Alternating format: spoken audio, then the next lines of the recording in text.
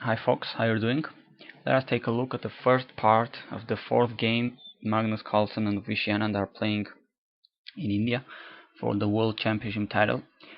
The game is still going on, it has not ended yet, but it is going so long that I decided to make a couple of videos on it, not just one, because taking into account yesterday's games, which was shorter than the Wiz one, my analysis video lasted for more than 40 minutes, so I will decide to do two videos today, not to have a video of 1 hour who will nobody be wanting to see.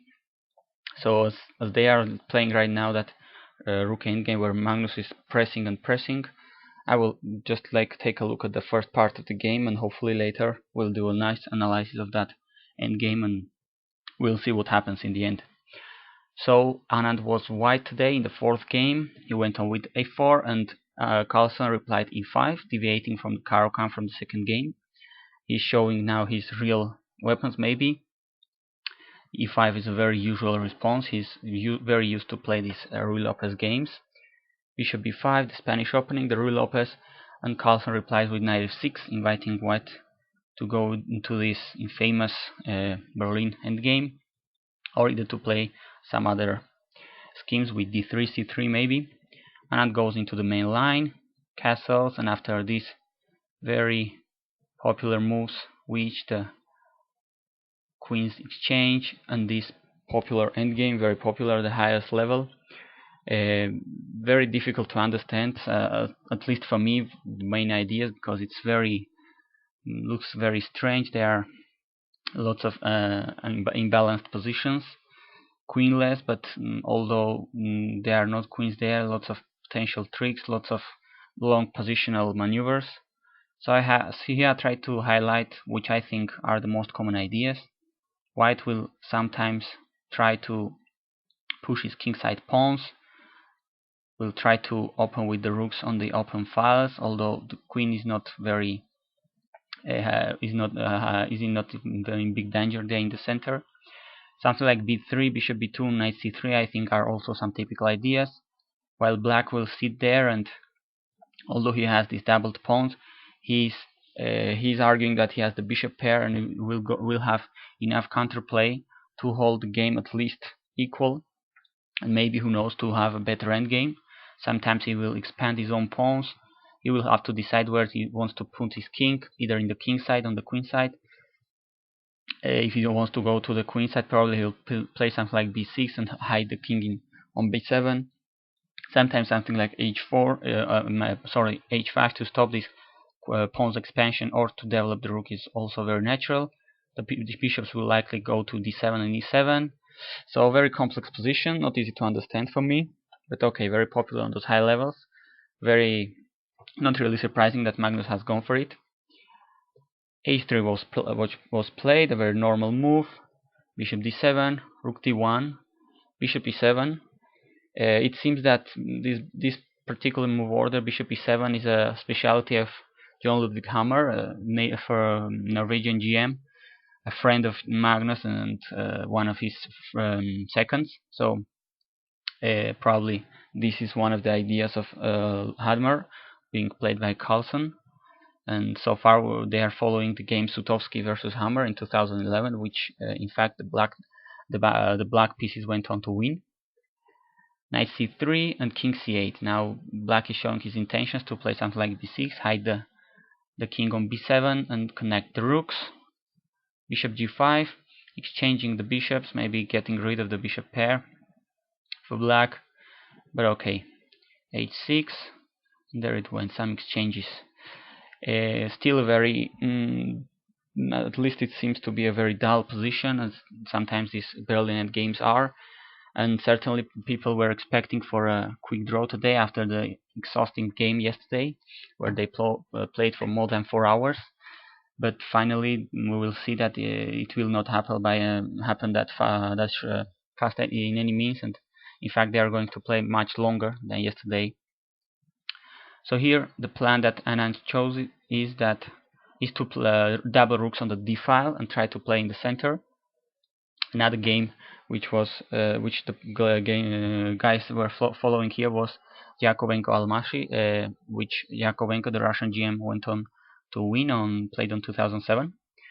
So rook d2, c5 was played to get to stop white from using this d4 square, and probably to give some room to the bishop or the knight in case they need it, to c6. Rook a d1, probably the novelty of the game. This concrete move order it seems it hadn't been played yet. Obviously it is attacking the bishop on c6, and there are two possible reasonable moves here, putting the bishop either on c6 or in e6. Obviously defending it wouldn't be that good, because now the king and the rook are tied to the defense of this bishop, as the bishop cannot move. It would be attacked by two pieces and only defended by the king. So a couple of options basically here for black, for Magnus, where to put the bishop, either on c6 or e6. He could also go to f5, but doesn't look that great. On these squares it will be at least defended. So bishop c6 could have the idea of, oops, sorry, that arrow isn't well, kind of this. He could have some control of this big diagonal, but anyway he decided to go bishop b6, probably most accurate, not sure exactly why, but the computers were favoring this move, bishop e6, and now knight e1. Seemingly a little bit strange looking move, but it has maybe some ideas to free the f pawn to get advanced it, and also maybe to go to d3 and possibly utilize the f4 square. Knight g6, attacking the e5 pawn, which is unprotected right now, and stopping white from playing f4, as it is attacking that square as well. And now, not to give out the pawn, knight d3 more or less the only move, trying to preventing black from taking it, and for the time being closing the open file. But okay, we'll try probably to secure even more the e5 pawn and see what happens later. It's attacking as well the c5 pawn right now, b6, a very logical move, defending it, and also giving his king some room on b7, following more or less with the logical plan Carlsen had in this position. At this point, he was Carlsen is really what's blitzing the moves. It's clear he has prepared very well, and we can suspect that John Ludwig Hammer had something to do in that. As we say, as I knew today, he is a Berlin endgame specialist, and this exactly line, this bishop e7 move order, is a specialty of his. So at this point, knight e2 was played, probably a critical point in the game. Both knights are heading for f4, probably trying to move the pawn there, or either to exchange a pair of knights here. But the drawback is that it is letting unprotected this a2 pawn, a very crucial point in the game, as it was not that clear if Magnus was going to take it or not. Some people remember that famous Fischer-Spassky game, the first one they had in their 1972 encounter for the World Championship title. In the first game, I think it was Fischer with black take a pawn on h2, and they ended up losing that game. So people were saying that probably Magnus won't take it, although the engines were favoring the pawn capture. So after a couple of minutes of thinking, brave decision by Magnus, he goes ahead and grabs that pawn on a2. Normally this is not a good idea in these kind of positions, because something like b3 and putting the rook on a1 is a very typical way of getting the bishop trapped and having to sacrifice it for a couple of pawns, which would be of course not that good, probably would be losing. But here the point that this c5 pawn is that near this of the white's camp of this side of the board is helping black to not get trapped with the bishop. So most likely Carlsen had calculated this all, and not sure if Anand had overlooked at it or miscalculated something. As we will see, this pawn will be very important during the game, and will give black a little advantage during the game, and white will be during all the moves trying to compensate it, struggling just not to get not to get in a lost position. b3 is an obvious move, just to trying to get the bishop trapped here. But as I said, c4 is very important to have this pawn that near, because now it is threatening to take twice in this b3 square. Knight dc1, attacking the bishop on a2, protecting b3. Now c takes b3. Now the bishop is protecting. Obviously, taking wasn't that good because you will have this pawn on 7th, although it's not going to queen. Black would have won a pawn even if white gets back the one on a2. So c takes b3, attacking the bishop on with the rook. But now bishop b1. The bishop is not going to be trapped. He's got a pawn and he's going to get back into the game via this diagonal. Roughly forcing combination. The bishop will escape, but I think white will have certain activity to compensate for the pawn. Probably Anand was thinking this was more than enough to compensate for the compensation. If not better, he probably thought it couldn't be worse at all here, because both rooks of black are on the corner. This bishop is going to lose some tempo to go back. And okay, the king is on the 8th rank. Disconnecting the rook, so white has this open d file absolutely controlled. It should be compensated. However, we will see that with some exact and precise moves, Carlsen with black pieces is going to get his bishop back and somehow neutralize the activity of white. We got a very interesting position, a very tough one to understand and evaluate correctly. But we were really lucky to get this kind of position. Very exciting chess ahead. So f4 was played to protect this pawn on f4, as it was attacked right now with the knight. Another possibility maybe was to go right out to the 7th rank with the rooks, trying to get some activity on the 7th. And king b7 was played here, just connecting the rooks, getting the king out of the way. Bishop e4 maybe was possible as well, just controlling this big diagonal and getting out of these dangerous squares for once. But bishop f5 probably not that good, because it could fall into g4 and would have go to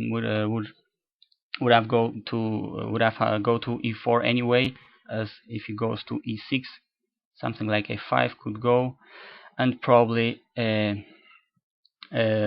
would have to sacrifice it here on f5 or somewhere, because going to d7 is going to drop the bishop right away. So king b7 was played. After this, knight c3, attacking the bishop on c1 and forcing more or less the bishop to go to f5, as e4 is now not possible. g4 was played here and bishop c8. Now the position, black's position, seems not that good.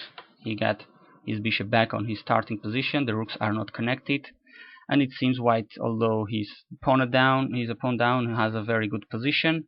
And in fact, this is a complex, not really clear who is better or worse here. Of course, engines favor black. They lack material. They will always get their pieces out, but not that clear for me, at least. Though black seems to have lots of activity here.